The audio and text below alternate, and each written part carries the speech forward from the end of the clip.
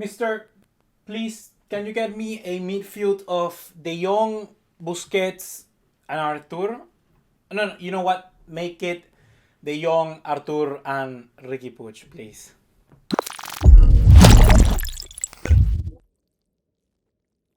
What's going on, guys? ¿Cómo están? BugaLuis here, and welcome back to another video here on the channel. And today we're going to be talking about something that I know you're going to be excited about, and that is the new team. How will Barcelona look under Quique Setien? So let's get right into the lineups. Let's get right into it. Let's start off with the goalkeeper, and this one is very basic. This one is very obvious. I guess Barcelona are going to be playing right with Marc-André ter Stegen, the best goalkeeper in the world, and I think that under Quique Setien he will enjoy just that extra part of his game that is about just passing it and circulating the ball around the defense, around the area. In the past few kind of seasons, I've seen a lot of people suggesting that the best goalkeeper with the ball at his feet is Ederson, and to a certain extent he kinda is. He really shows a part of his game under Pep Guardiola, and with Barcelona ter Stegen he's also pretty good, but under Setien hopefully he raises that bar even higher, and then we can just say without any shadow of a doubt, without any debate, that ter Stegen still has a magnificent quality when it comes to his feet. So that's what we're gonna go with right now. Ter Stegen is our goalkeeper. For the right hand side of the defense, we're gonna be going, in my opinion, with Sergi Roberto. I believe that Semedo will be a player that is very kind of adjusted to the system that Quique Setien would like us to play, because of course it leaves you very exposed, and the pace that someone like Semedo has will always come very, very efficient. But I mentioned in my previous video, if you haven't seen it already, that one of the main key areas that Quique Setien needs to kind of get is just have all of the big name players, the captains more specifically, in the same wavelength as him. So he needs to sort of kind of convince them that they are really important and that what Setien says must go. That is something that is extremely important for the early stages, because we don't want just to disrupt this dressing room entirely. We want to kind of get in there, go under behind the enemy lines, and that's when we attack, right? That's when Setien really needs to show what it's all about. So for the time being, Sergi Roberto, in my opinion, would be the right back. And it's not that Sergi Roberto is awful by any means. He has been playing really good of late, even when we were under Valverde, and the last few games certainly. I think Roberto is one of the kind of main assets that we have when it comes to attacking for the right hand side flank. So Roberto, for the time being, he's gotta be a right back. With very similar arguments, we move towards to the first center back, and that is Gerard Piqué. Currently, he's kind of there and thereabouts. 50% of the games, you get an amazing Piqué, just an outstanding performance where you go like, this guy is the best defender of the decade. But then there are others where you just go like, okay, someone give me the gun, please. This guy needs to be put down. In all honesty, Piqué is a mixed bag of sorts. He really, really is. Especially right now, if we recount what happened in the Supercopa España against Atletico Madrid, it's not a really good showing. But I think that Setien will continue to show the trust in a player like him, because his influence on the field and off the field is just tremendous. So, like I said with Sergi Roberto, it's very important that Setien has Piqué under his arm. It's very important that Setien gets to the trust and approval of someone as important as Gerard Piqué. And it's not like we have any other big center backs instead, you know. It seems that Todibo is still gonna be leaving to Schalke, and Samuel Umtiti still needs to kind of regain the same form. So with this, I guess that you can also guess my second center back, and that is going to be Clement Lenglet.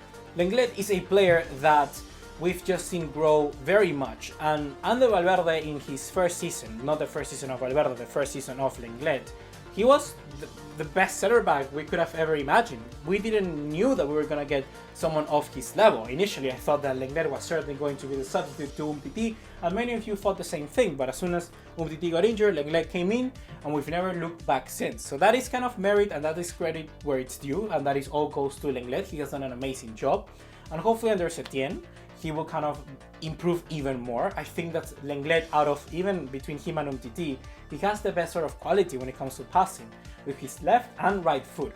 So in that, Lenglet can be a much better positive over someone like Samuel Umtiti. So very similarly to other players out there, I think he's going to be improving under Setien and get to a level that perhaps we never thought we could have imagined. The left back position, here's where I think there's going to be something very interesting. I think that Jordi Alba is still going to be our main left back, but it wouldn't surprise me if Junior Firpo got more game time than before. I'm saying this because Quique Setien has already said in the kind of press conference on his review at Barcelona that the shape for Barcelona might change a little bit. That perhaps sometimes we're going to be playing with 3 at the back and sometimes we're going to be playing with a 2 line of 4. So that is something that interests me. And when he mentions 3 at the back, I to some extent, I think Setien would have the balls to put someone like Junior Firpo, someone who he already trained for many times, many weeks, many months. Setien and Junior Firpo will have some sort of understanding, and Junior Firpo playing as carrilero por izquierda, playing like a left-hand sided, what do you call it in English? Oh my god. A left-hand sided wing back, there it is. Yeah, he just really excelled, and that is one of the reasons why we bought him in the first place, because his display in that position was better. He wasn't perhaps exactly the best defender. When it comes to attacking, Junior Firpo was good under Quique Setien at Real Betis. So I'm guessing that if we kind of move it around and start playing in different formations, Junior Firpo will get a lot of game time. But right now, keeping it with the 4-3-3, Jordi will certainly have to be the main guy. Moving onwards to the midfield, here's where I'm a lot more excited, because I think Setien will go and put his hand in there and just shake everything up. I think we are certainly going to be seeing De Jong as a CDM. That's where I think Setien looks at De Jong and knows his position exactly, and he knows what he's going to give. In contrary to Piqué, in contrary to Sergio Roberto, Busquets is a huge name for the team, we know that, but I think that the difference is that we have more names to pick from in that midfield. And we have quality further up where kind of De Jong, the difference between Busquets and De Jong is not that much, as for instance, I don't know, Piqué to someone like Todibo, or someone like Sergio Roberto to Semedo or Guaye. They're all a little bit more comparable. De Jong, I think, can excel over that level of Sergio Busquets, and that's where I think that Setien is really gonna stir things a bit. Likewise, if we take a look at Artur after his recovered injury, I think that he will also be an integral part for the team, because he's a very similar player to what he has already had at Real Betis, that Artur just becomes a metronome for this side. And we know that he wants that attacking football, we know that he wants fast circulation of the ball, and Artur is simply the best name that we have to do so.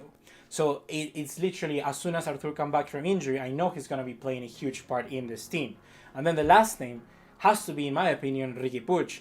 And even though I mentioned him last, I think he might be the first name we're going to be seeing, even as close as a team like Granada. I think that with the injury of Artur, Busquets might be playing for the first initial few games. You know, like I said, get the trust, and then that's when Setien is going to make the change. But Riqui Puig is going to be there for the start. We've already seen many pictures of Barcelona and kind of putting Setien and Riqui Puig together. Setien has already mentioned directly the name of Riqui Puig, and yeah, in reality I think Setien is going to be having a great time when managing Riqui Puig, and likewise Riqui Puig is going to be enjoying a lot to play under Quique Setien. Last but not least, we move onwards to the front three, and here is where there's a debate that apparently there's reports that Quique Setien might be looking into putting Messi back into a false nine, and that, guys, is interesting. There's been a long time since we've seen that constantly. We've seen here in games there and thereabouts where Messi has played as a false nine, but not for the entirety of the rest of the season. And without Suarez, it makes a lot of sense. Griezmann might be able to push to the right hand side, and he will still have the direct profile to shoot with his left. He's always gonna be there contributing to the team, but Messi directly as a false nine, I think that's the key, guys. I think that's when we are gonna be getting the best out of not only Messi, not only Griezmann, but also the last player in the front three, which in my opinion is going to be Ansu Fati. I think that Ansu Fati, for now, with the injury to Dembélé, will be that third man, and he will be getting a lot of important game time. We're talking about Clásicos, we're talking about Champions League games, we're talking about potentially even finals. So in reality, a mixture of Messi, Griezmann, and Ansu Fati, really sounds quite amazing. Plus into that, Ansu Fati will have that ability through the left hand side, just make it all his. Has that complete kind of space to drive however he wants to, and then you shoot with his right foot.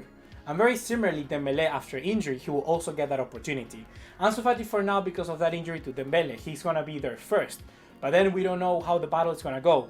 Perhaps Quique Setien prefers a little bit of an older player with, you know, kind of just a little bit more smoother around the edges. But then Ansu Fati can be molded directly by Setien to what he believes could be the best potential of Ansu Fati. Dembélé is a player now where he needs to kind of deliver right from the get-go. And that might incline a little bit to Setien to kind of just work around Ansu Fati first, rather than giving Dembélé that gate and straight on.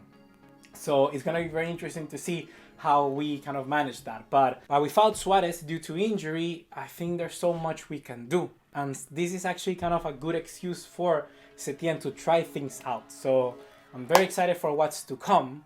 And the lineup that I think Setien is going to be playing for the remainder of the season, like I already mentioned, is going to be the following. We're going to be having Marc André stay in the goalkeeper position. For the right side, Roberto, with Piqué, Lenglet as center backs. For the left back position, we got Jordi Alba. The three-man midfield, De Jong, Artur, and Riqui Puig. And then up top, Messi, Griezmann, and Ansu Fati. That is what I believe Quique Setien should be doing. If you think otherwise, let me know in the comment box down below. And be sure to join us for the next video where we are going to be analyzing the potential replacements more in depth of who can kind of step up instead of Luis Suarez. That's going to be it for now, and I'll see you in the next one. Take care. Ciao.